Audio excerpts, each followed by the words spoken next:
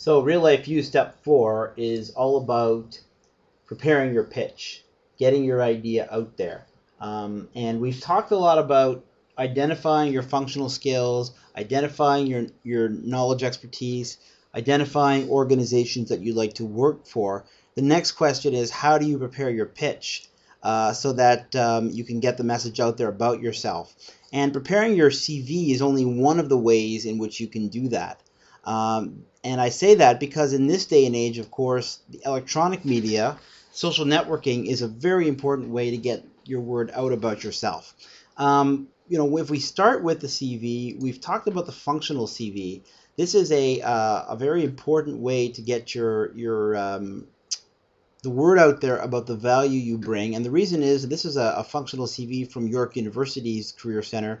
Is that it allows you to talk about your relevant skills. So rather than listing things in a chronological fashion, which you're just basically listing the jobs you've had according to the chronology by year, this allows you to talk about the skills that you've had, what you've accomplished, and it allows you to put different points down under each skill. So it allows you to make a much more coherent argument about what it is that you're good at and what you know. You can also use this under knowledge expertise. So you can, rather than skill, you can talk about areas of knowledge and talk about the kind of internships, term papers you've written, anything that's relevant to the work that you've done in that area.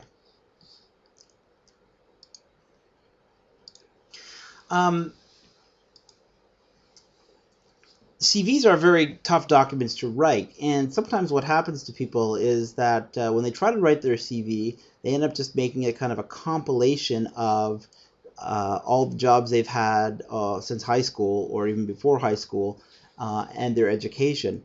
But it is really a live marketing document.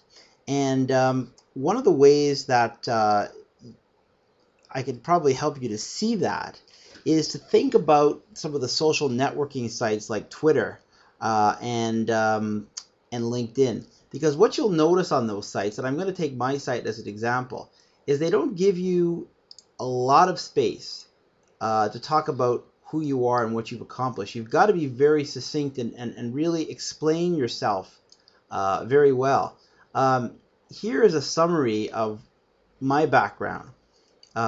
In what I call the two areas of my expertise. One of them is job readiness advisor for university and college students, and the other is a legislative oversight expert. In both cases, I've managed to prepare a fairly succinct statement of what it is that I've done and what my expertise is in that particular area.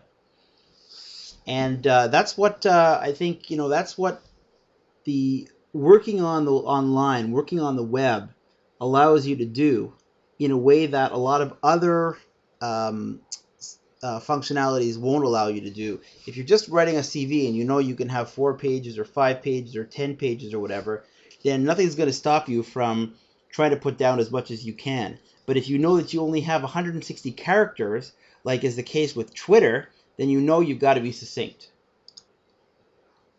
And let me give you an example of that on Twitter.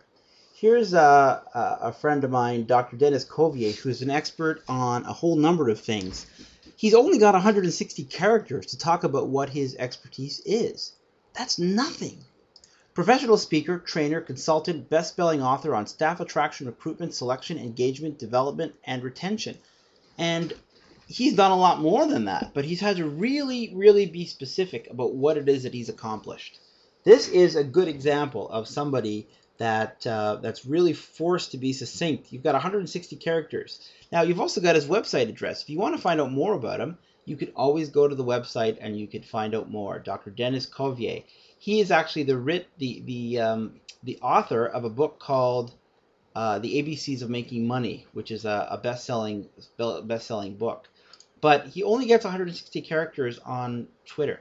So the question when you're talking about Twitter is, what value do you bring to the table? Tell me very succinctly. And it's so important that students start thinking in that same way. What value do you bring to the table? So I encourage you to think that way when you prepare your CV.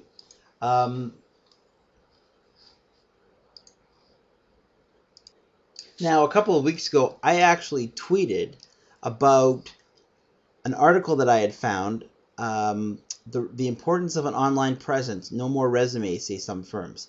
And it's ironic, but I'm telling you this for two reasons. One is because here I am tweeting. I'm sharing with you my area of knowledge expertise by tweeting to my followers all about an area that I'm interested in and I think is going to be relevant to them and add value. So I'm sharing knowledge, which is what the CV of the future, the CV 2.0, that is your online presence, can do. But also, I want to share with you, ironically, that article itself, because some, and I encourage you to read it on your once you're off this recording. But basically, here they're saying that instead of asking for resumes, there are some companies out there that are asking applicants to send links representing their web presence, such as a Twitter or a Tumblr blog.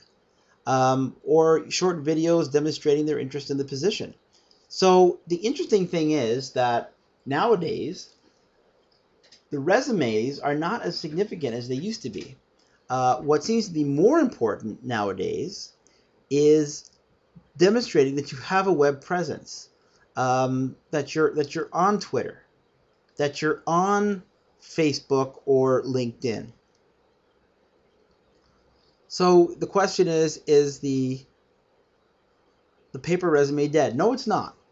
It's not dead. It's still important to make sure you get your paper resume out there.